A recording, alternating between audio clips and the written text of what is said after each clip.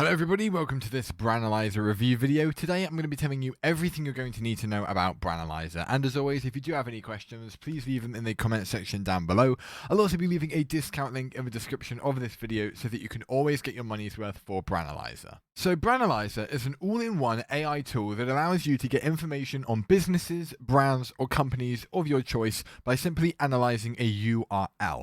So what we're going to go ahead and do is go through all of these features we've got down on the left and sort of have a little look at how this works and some reasons why you might want to use something like this. So we're going to go ahead and start off very simple. We're going to go ahead and analyze google.com. So we can select the country and then we can select the URL.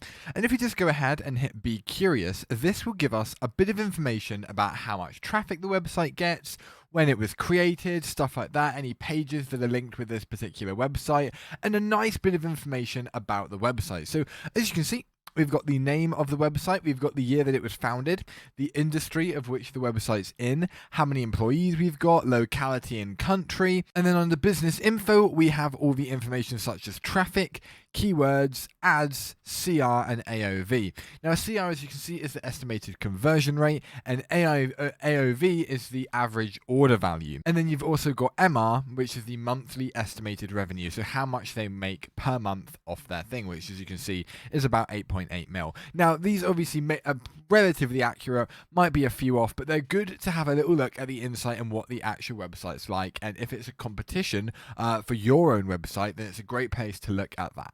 So under the brand KPI, we also have these four features. So we have the four options that we had on the previous brand summary page, but now we're introduced to average purchase frequency, gross margin, customer lifetime period, and then customer lifetime value. So this basically gives us a little bit more insight into the profitability of the website and how does that relate, to the amount of traffic that it receives. How often do customers give the company money? How is it monetized? What sort of profit can we be looking at for this type of website? Under brand SEO, we're basically able to look at the SEO, so the search engine optimization features. We're able to see the domain authority. So this is basically how likely this website, as you can see, is to rank in the search engine results pages. However, Google is the main search engine, so obviously this is going to be relatively low, so 94. Then you have page authority. You also have links. So how many links does this domain have? And then the rank. So it's given a 9.4. And these are done by two different companies, two different SEO programs. You also have Majestic, which gives a citation flow, a trust flow, links, again, there you go, and then the domain. So as you can see, they are slightly different, but they do rate the website differently. And obviously we're looking at Google here. Google is a very vast website, and evidently it's going to have different types of SEO things because it's going to be interpreted differently. It's quite a difficult website to actually rank because it's basically the biggest website on the entire of the internet. So actually being able to rank it efficiently is a difficult thing. However, it has done well, and you can see by the brand summary page and the brand KPI, we have got a relatively high amount. Now, you can obviously imagine it's going to be higher than 18.6 million traffic per month because obviously Google is going to have billions of people using it every single month. But as you can see, it's still very high. Then under brand history, you're able to look at the amount of people that used it at particular times. As you can see here is the domain history data. Obviously a little bit inaccurate here because we have stuff like 10 million and then going up to 16. Obviously we'd have more, but as I said last time, it is going to be difficult to actually analyze Google. And then you have your key at the bottom. Brand keywords shows us some of the most frequently used keywords for things with Google in the domain titles. So as you can see, this is the Google Play Store. You've got support, but you have YouTube, Facebook, more YouTube. And as you can see, YouTube is the main thing that people will be looking at for help with when they visit Google, because YouTube is actually the second biggest search engine on the internet. Then under the backlinks, you can view any backlinks that Google does have. Basically what a backlink is it's a website link or a link on a website that takes you from one page to another.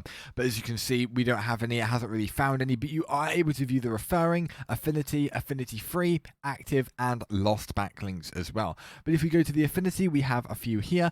It views the country, the language, how many people go to this specific page in terms of traffic, and then you obviously have the analytics here that we went through earlier. You have the price, and then you can also email this particular similar domain if you wish to, and compare it with another one if you also wish to. Now, under brand competitors, you're basically able to view the main competitors of the website. So these are websites that typically are to do with the same thing, maybe in the same industry. Maybe people go to this website as well. As you can see, some of them are Google, but the main one that is not owned by Google is obviously Apple. Now, Apple is very, very big. We know this. It's a $1 trillion company, and therefore it being up against Google in the most, viewed and things that people, or rather this website, is going to compare to be a similar accessed website, similar related website, is completely understandable. It obviously doing google.com and having these as the competitors is also understandable. Obviously, it doesn't differentiate between what is a domain or a subdomain rather and its primary domain. But as you can see, if you had your own website here, this would list websites that around your industry, around your level in the industry, and it will sort of find that rated on all of the analytics we went over earlier. So you can have a little look at those websites, see how they compare to yours, make improvements, make changes, see if there's anything that you think they could do better. Obviously, you don't need to tell them that because it's competition, but it's great to know that you're able to improve your website from this simply by finding ones that are similar. Then you can view the top pages or top subdomains of the Google domain. As you can see, you've got Translate, you've got Maps, Google Earth, you've also got Santa Tracker, because obviously that'll be big because it's just been Christmas, Google Scholar, and obviously Google Drive. You're also able to look at whether the brand is malicious or not. So does it have any viruses? Does it have any malware? Is it unsafe? The answer is no. It's number 1 on the domain rank. As you can see, website globally, 0 if the domain is unranked, but as you can see, it's 1. It's the biggest website in the world. Then you can view any social media pages that the brand has. As you can see, Instagram, Twitter, LinkedIn, and TikTok. And you're also able to view a report of the brand as well. So you have the name of the brand, the date of the report, and then you also have the information. And then this goes back in time so that you can view the different reports over a specific period. So going back here, we have all the way up to 160 million on the 31st of May 2022. But this is where you can have a little look at how the website's building, whether it's going up, whether it's going down, whether it's improving or not getting better over a period of time. So it's great to be able to see how your personal website, whether it's going up or whether it's going down, and what to do if that is the case. Brand emails as well. You're able to view people with specific Google emails that are out for the public. So as you can see, these are ones that we've got J Castillo, we've got D Abrams, we've got D Hercher, and all these different people. And then you get to see their actual norms. We've got George Castillo or Castillo, and then you've got the type of email that it is. Now, this is also where it got it from.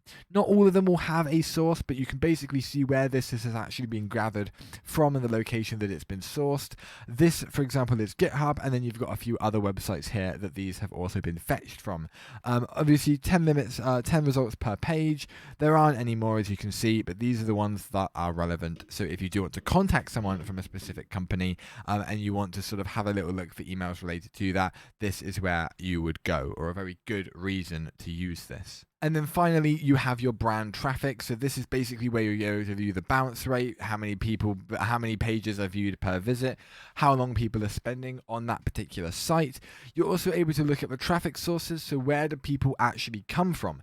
Is it from searching google.com? Is it from being referred via google.com? Is it through social media, or is it through directly going to that website without anything else? So this is basically typing Google into your search bar rather than going to type in a website and then clicking on the link in the results. This is directly putting in the address.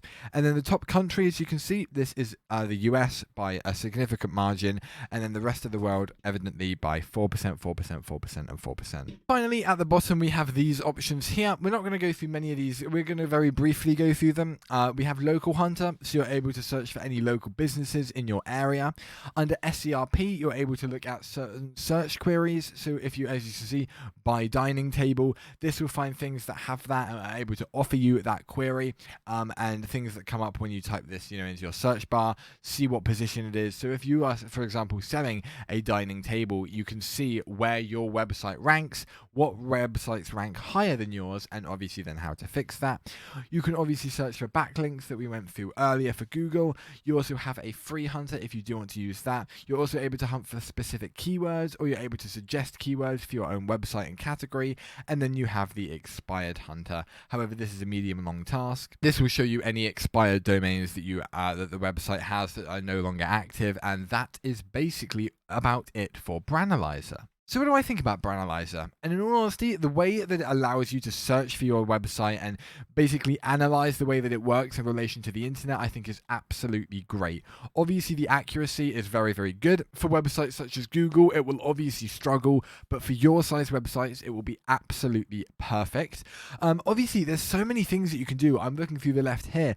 The amount of features that you can go for in order to help you get your website good and also improve it and also be able to search for it all through AI, I think is a great option. The SEO features, the competitor features, the ability to search for things via keywords in your area, or even just looking at certain search queries and how your website ranks against them, I think is a really great thing. It's also very, very seamless. You don't need to know any coding knowledge. You also don't really need to know anything about SEO in order to use this, because it's very, very intuitive. And just how everything is laid out in a really seamless way, I think it's great. And honestly, think about why somebody might want to use this. It's often difficult to see where your website ranks against other search results, and being able to have something that uses AI in order to search for that is a really great thing.